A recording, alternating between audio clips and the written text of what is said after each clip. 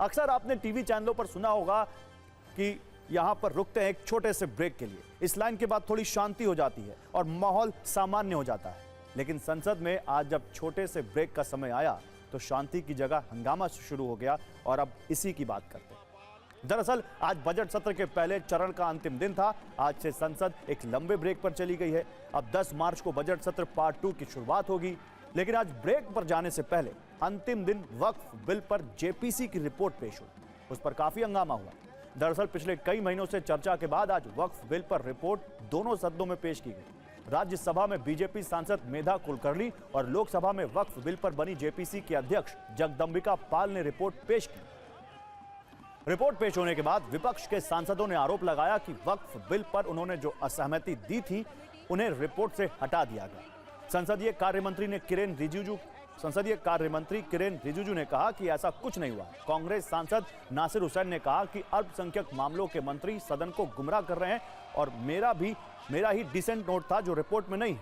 उन्होंने social media पर 2 फरवरी को अपना असहमति वाला नोट और फाइनल रिपोर्ट के कुछ पेज शेयर किए, उसका जिक्र किया।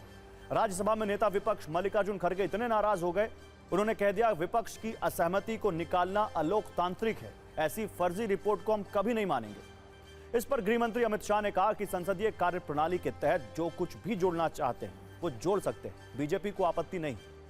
लेकिन विपक्ष इतना नाराज हो चुका था कि उसने वॉकआउट कर दिया। मामला लोकसभा में भी बढ़ा। बिल पेश होने से पहले ही असदुद्दीन ओवैसी और विपक्ष के कुछ सांसद लोकसभा स्पीकर से मिले और असहमति को जुड़वाया।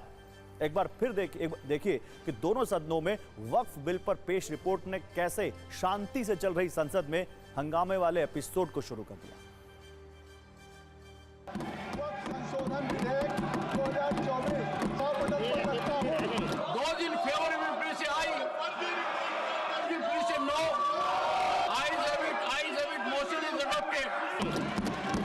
पक्ष के जो डिस्प्यूट्स है एक सिर कर आप संसदीय कार्यप्रणालिका के उपयुक्त रूप में जो जोड़ना है वो जोड़े, इसमें मेरी पार्टी को कोई आपत्ति नहीं। जिस रिपोर्ट में अनेक सदस्यों ने अपना डिसेंट नोट दिया है, वो नोट देने के बावजूद भी प्रोसीडिंग से निकालना ये ठीक नहीं है, ये कंडेमेबल है और एंटी डेमोक्रेसिक है।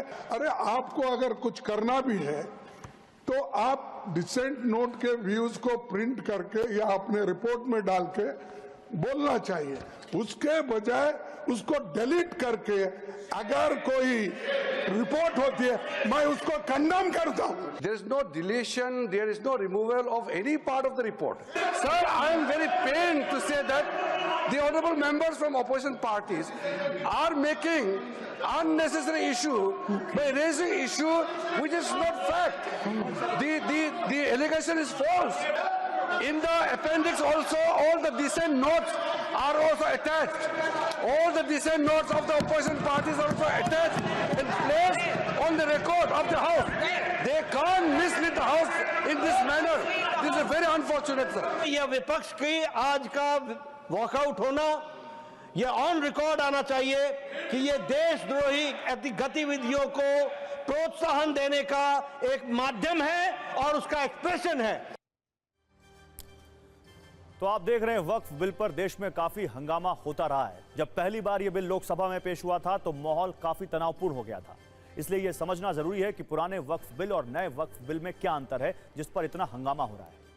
दरअसल मौजूदा वक्फ कानून में वक्फ बोर्ड कुछ शर्तों के साथ किसी भी जमीन पर दावा कर सकता था।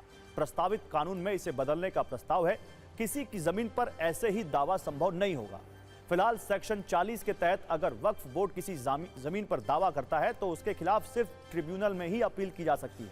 प्रस्ताव यह है कि वक्फ बोर्ड के दावे के खिलाफ रेवेन्यू कोर्ट, सिविल कोर्ट या हाई कोर्ट में अपील संभव होगी। अभी वक्फ ट्रिब्यूनल का फैसला आखिरी माना जाता है, उसके खिलाफ अपील संभव नहीं है। लेकिन प्रस्ताव यह है कि ट्रिब्यूनल के फैसले को 90 दिनों के अंदर हाई कोर्ट में चुनौती दी जा सकती है। किसी जमीन पर मस्जिद हो या उसका इस्लामिक उद्देश्यों के लिए इस्तेमाल हो रहा हो तो वह खुद ब खुद वक्फ की संपत्ति हो जाती है। नए बिल में संपत्ति जब तक वक्फ को दान नहीं की जाएगी तब तक वो वक्फ की संपत्ति नहीं होगी। अभी वक्फ बोर्ड में महिला और दूसरे धर्म के लोगों की एंट्री नहीं है। नए बिल में वक्फ बोर्ड में 2 महिलाएं और अन्य धर्मों के लोगों की एंट्री सुनिश्चित की गई है।